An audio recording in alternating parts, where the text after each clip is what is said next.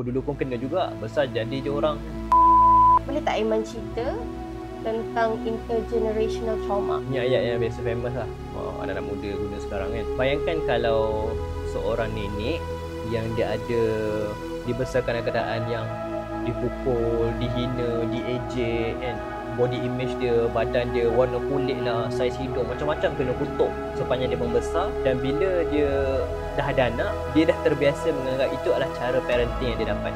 Dan ibaratnya macam, oh ini yang mak aku buat dulu sebab nak pastikan aku menjaga image. So dia buat pada anak dia. So anak ni bila dia membesar, dia buat kepada anak dia lagi.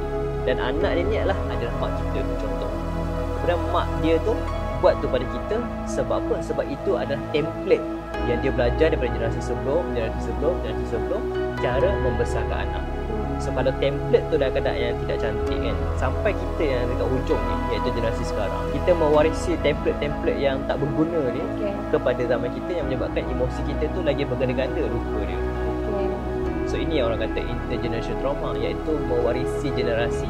Tapi trauma tu masih sama, malah bertambah-tambah pula. Dan mungkin bila kita nak address pun, kita dah sedar benda tu affect secara negatif kan. Betul. Tapi kita address dengan family yang belum sedar lah. Dia akan kata, oh macam ni lah dulu. Betul. Inilah sebab tu aku jadi orang. Sebab tu term selalu sebut, bila sebut aku dulu pun kena juga, besar jadi je orang.